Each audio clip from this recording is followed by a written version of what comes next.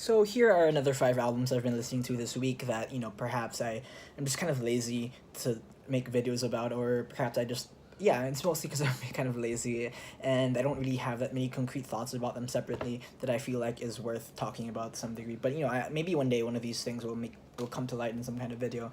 But this is, as of right now, these are like the five things I've been listening to, apart from the things I've made stuff about.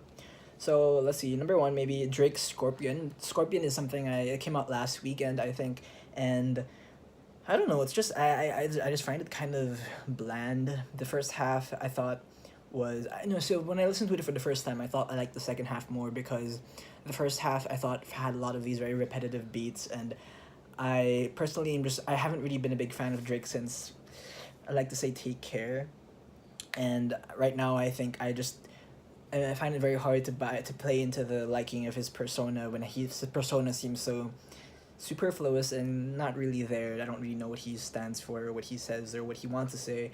And this whole recent thing has been his whole Drake album. I think this whole cycle has been overshadowed by the whole Pusha T thing, where the story of Adidon kind of put everything into perspective and made the image of what one would have of Drake just kind of not as interesting. Maybe you're just a little bit more smidgen to some degree. But the Scorpion album, I've been listening to it.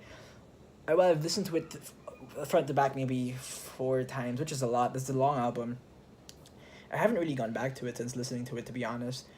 The song I like the most from the album, unfortunately, is like one of the singles. I like Nice for What, although I think Nice for What doesn't fit in at all with the track list, especially with the second half. It's like these slow ballads, and so out of nowhere they throw in Nice for What, which is a song I actually quite like. I like the production on it. I like the switching in, the switch up halfway through, and the music video I think might be part of the reason why I liked it. I just think it's the way I don't know. It's I like the song. I think the beat is quite good. There are other things I like in the album. I forgot what I like. Emotionless, I think that's the one with the Mariah Carey sample. But I don't know. Drake Scorpion, it's okay. I am not really listening to it over and over again. Something else I've been listening to lately. I have like a list. I wrote it down because my laptop just ran out of battery.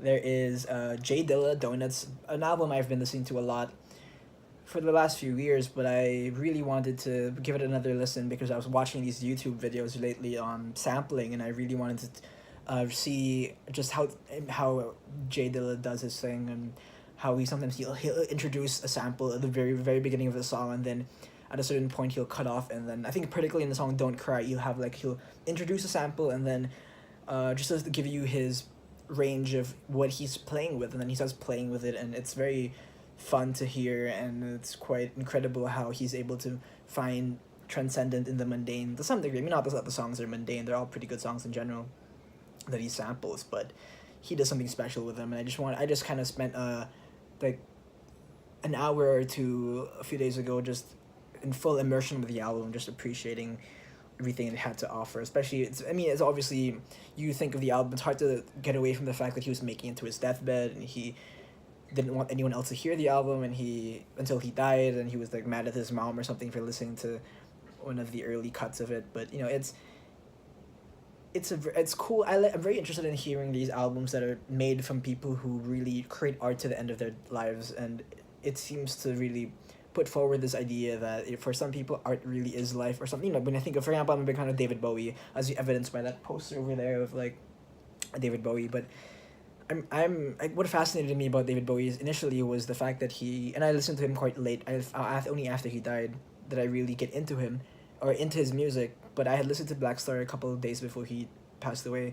Was amazed by it, and then when he died, I found it so interesting how up to the end of his life he was creating art, creating music. I found it something very inspiring about that whole thing, about just the selflessness. I mean, maybe not even selflessness, but just the dedication to the art that I found very intriguing, I think. So, J Dilla Donuts, if you never listened to it, just listen to it. It's pretty fantastic. Frédéric Chopin, I've been listening to his 12 Études, the opus number 10.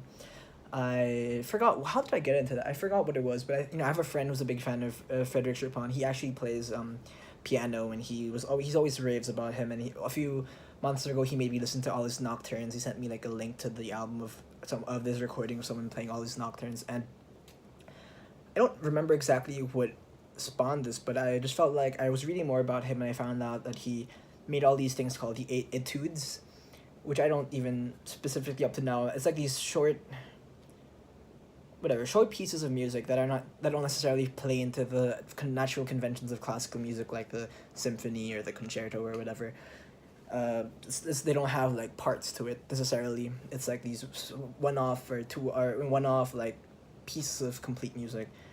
And I was listening to his opus number 10, and he has 12 etudes, and I found it so incredible because I only found out after listening to them that he made them when he was around early 20s. 2021 was when he made these 12 etudes, which is probably the most popular of which is probably the 12th etude, which they call the revolutionary etude. And it's incredible how he was. I mean, I don't know anything about pianos or piano playing. I mean, I tried to learn a bit, but I'm not very. I still have to practice. But it's incredible how certain luminaries of certain fields have been able to really accomplish so much at a very young age. And for him, for example, I've known him as one of the greatest, perhaps pianist of all time, and apparently he made a lot of his greatest works in his early 20s. So that was very inspiring to hear, and I was just amazed by the 12 etudes for in opus number 10. I listened to a recording that was by Vladimir Ashkenazy. I'm not sure, maybe there are other better other recordings of it, but that's the one that kind of came to me through searching on Apple Music. Next is let's see, Flower Travellin Band. This is a 60s Japanese psych rock, heavy rock, progressive rock. They're kind of this outfit from the 60s and 70s that was part of like the Japanese countercultural movement along with the rest of the world back then, and they were also influenced by psychedelics and all of that. And I listened to this album they had called Satori. Pretty incredible. I don't really have much to say. I have to really listen to it more because I feel like even from my initial listens, I haven't really gone into it as much as I could, as much as I still can. I mean, so I don't really have much to say. Maybe when I finish the album in its entirety, when I finish like listening to it over and over again, I would have more interesting things to say, and I probably will make some kind of video about it. But I very much enjoy the album. It's prog rock to some degree, and there's some Japanese singing, some English singing.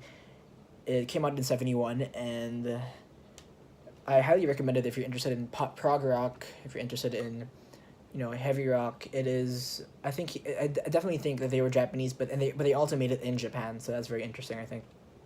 Just to hear world music getting influenced by the West and all sorts of things and all that, it's very interesting for me, at least. And finally, this morning I listened to this EP by Danny Brown and Black Milk. It is, what is it? It's called Black and Brown, and I'm not very familiar with early Danny Brown. I've only listened to like Old and Atrocity Exhibition, but maybe I don't know. I haven't listened to a lot of his EPs or mixtapes, but I was a big fan. So I have a friend who's a big Danny Brown fan. And he sent it to me this morning saying, listen to this album. This EP. It's called Black and Brown. Black Milk is the producer on Really Dough from Atrocity Exhibition, and what spawned this was because my friend was sending me a link about how Danny Brown just announces a new album coming out soon, and he told me about this EP to check out, and I did check it out, and it's very sonically inventive and interesting, and especially if you listen to it with headphones, because the Black Milk plays around with obviously just the stereo aspect of the music, and he raps on it as well, which I'm not sure. I don't think he actually raps on Really Dough. Does he? I'm not sure, but I don't think he does. It's pretty fun EP. It's pretty short, 22 minutes long, but I was a fan of it. I have to listen to it more. I just checked it out this morning, but I think there's a lot of fun to be had listening to these older Danny Brown projects, especially this one. This one's interesting because he doesn't actually have his high rapping voice. He raps relatively in his regular speaking voice range of sorts, and you don't really get that in lots of Danny Brown music, at least in his albums. So it was very interesting for me to hear that side of him as well. And the production was great, and Black Milk seems to has pretty good bars as well. So yeah, Danny Brown. For those who don't even listen to Danny Brown, he's an incredible rapper. Listen to him. Atrocity Exhibition is probably one of my favorite albums of whenever year, 2016 or something.